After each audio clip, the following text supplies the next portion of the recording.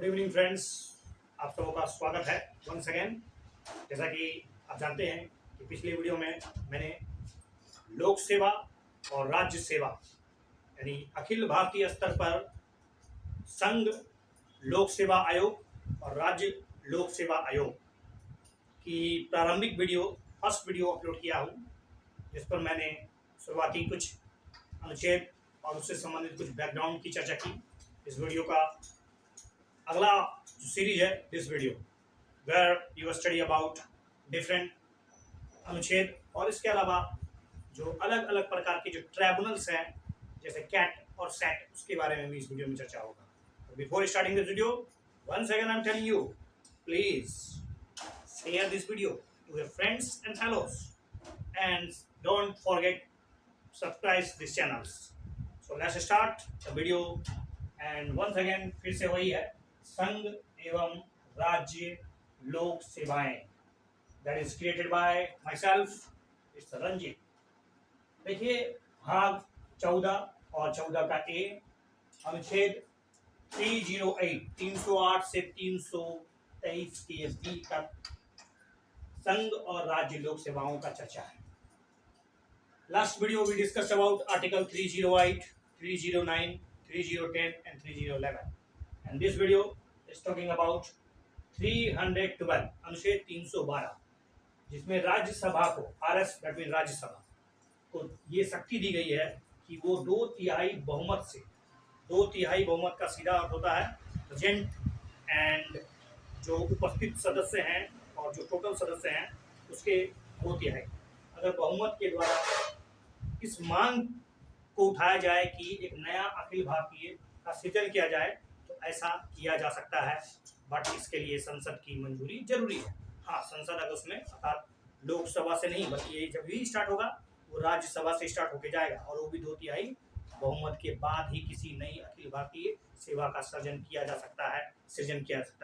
जैसा कि आप जानते हैं वर्तमान में चर्चा में है, क्या चर्चा में है, अखिल भारतीय स्तर पर जिस तरह से आईएएस और यूपीएससी एग्जाम लेती है, आईएएस, पीसीएस या फिर आईएफएस और आईपीएस की, क्या उसी प्रकार से नेशनल स्तर पर, राष्ट्रीय स्तर पर क्या ऐसा संभव है कि अखिल भारतीय स्तर पर इंडियन जुडिशरी में नियुक्ति की जाए, अर्थात हाई कोर्ट में नहीं बल्कि जिला न्यायालयों में अखिल स्तर पर क्या इस तरह की प्रावधान किए जा सकते हैं। इसका जिक्र आपको 302 में अर्थात 312 में 312 में मिलता है। अनुच्छेद 315 स्पष्ट कहता है कि संघ और राज्य, संघ के लिए संघ लोक सेवा आयोग और राज्य के लिए राज्य लोक सेवा आयोग, दोनों के आर्टिकल 315 में ही है।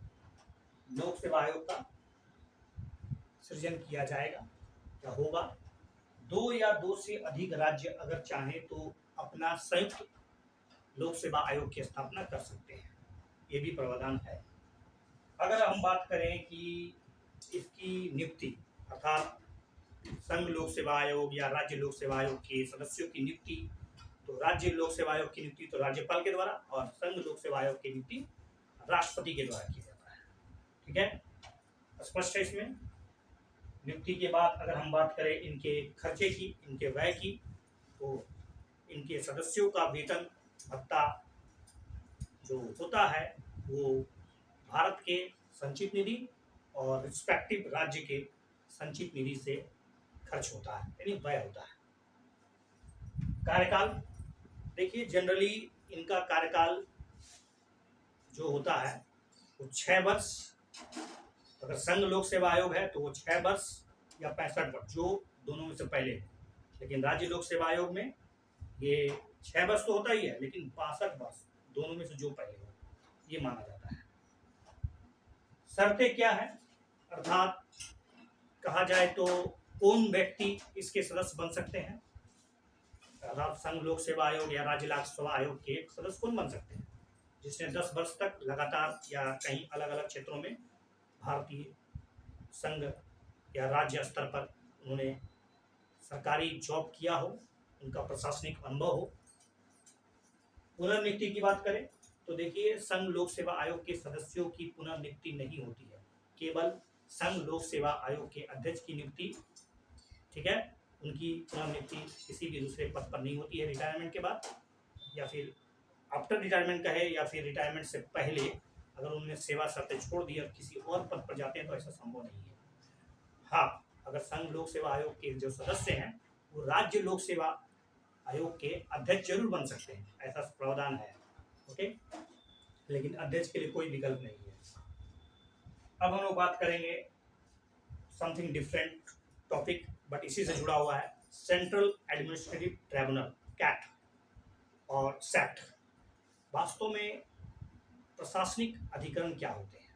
देखिए, प्रशासनिक अधिकरण जो प्रशासन में जो काम कर रहे हैं, उनकी जो सेवा शर्तें हैं, उनकी जो नियुक्तियां हैं, या उनके साथ कुछ विवाद हो जाए, उनके सेवा शर्तों को लेकर या उनके किसी भी मैटर को लेकर उनके साथ अगर कोई झमेला हो जाए तो उसको सुलझाया कैसे, तो इसके लिए स्पेशल कोर्ट होता है जिसको सेंट्रल एडमिनिस्ट्रेटिव ट्राइब्यूनल होते हैं। प्रशासनिक अधिकरण सिर्फ प्रशासन के मामलों को देखता है और बाकी जो अन्य मामले हैं उसका जिक्र सेट में मिलता है। और ये शुरुआती मूल संविधान में नहीं था, बल्कि इसको 42वां संविधान संशोधन 1976 के माध्यम से स्वर्ण सिंह कमेटी की रिपोर्ट के आधार पर इसको स्थापित किया गया है। और इसका अगर बात करें कैट का प्रावधान, तो अनुच्छेद 323 का ए में कैट का प्रावधान है, जबकि 323 का बी में सेट के प्रावधान है।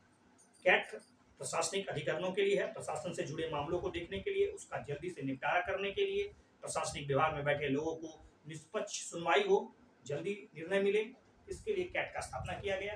लेकिन सेट प्रशासनिक मामलों को छोड़कर और भी जो मामले हैं जिसका निपटारा तेजी से हो, हाई कोर्ट और सुप्रीम कोर्ट को छोड़कर एक विशेष न्यायालय की स्थापना की बात की गई है, इसको सेट में देखा जाएगा।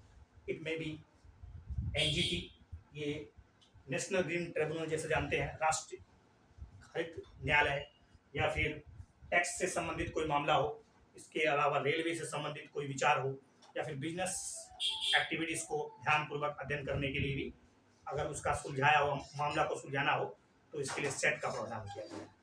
Okay, from this video I complete about भाग 14 का ए, अनुच्छेद 308 से 323 के बी तक मैंने लगभग प्रीलिम्स के जिक्र कर दिए हैं। आप इसको समेट के आप इसका मेंस आंसर राइटिंग दे सकते हैं।